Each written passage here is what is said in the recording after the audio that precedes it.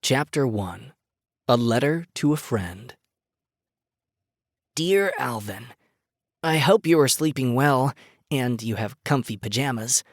I started this journal for you because I thought you might like to know what was happening while you and your family were hibernating in your den. So far, the only thing I have to report is that it has snowed almost every day since you went to sleep. As he wrote to his friend Alvin, Thaddeus Spyder, the youngest and smallest of the 3 Spyder children, was curled up under a blanket in his sleeping pod, which swung gently from the ceiling.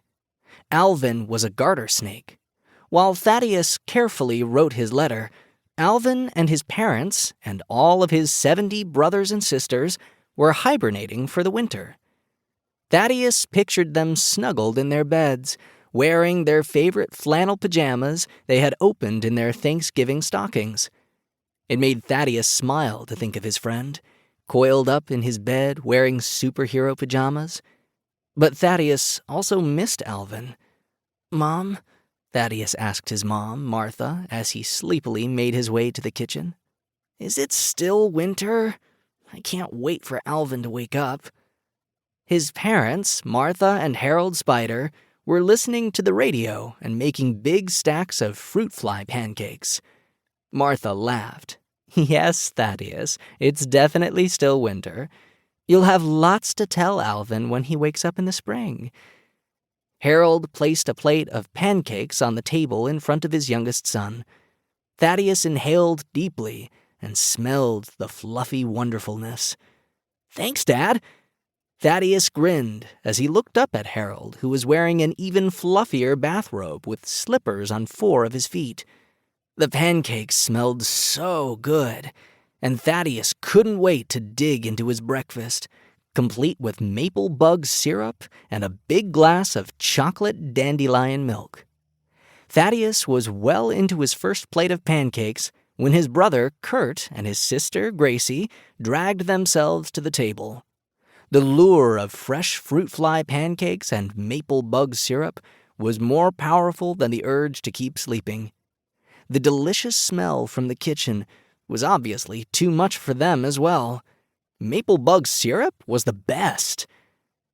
Spider fact: some types of spiders hibernate during the winter, and others enter a lighter kind of hibernation called diapause.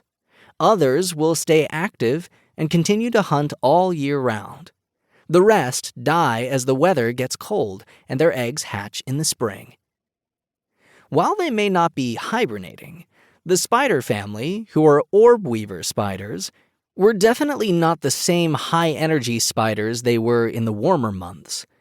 Gracie, who loved art, wasn't doing any of her huge, intricate sculptures because there was no room inside, and outside was covered with snow.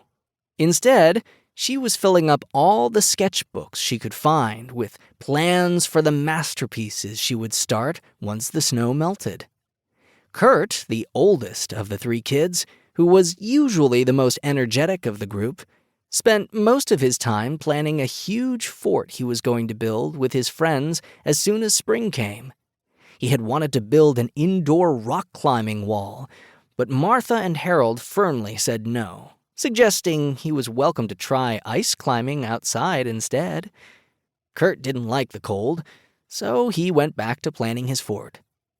Martha surveyed the state of her family and made up her mind. "All right, everyone, we've been lazing around for too long. It's time to get out and stretch all of our legs. It's stopped snowing, and it's a beautiful day," Martha said as she brought more pancakes to the table and then sat down next to Kurt. "I think we should go out and get some fresh air." Everyone around the table, now with their mouths full of pancakes and syrup, stopped and stared at her. Finally, Harold realized that was his cue to agree with his wife. "I won't," said Harold with his mouth full of food. Martha stared at him incredulous. "Harold," she was speaking to him like he was a little kid,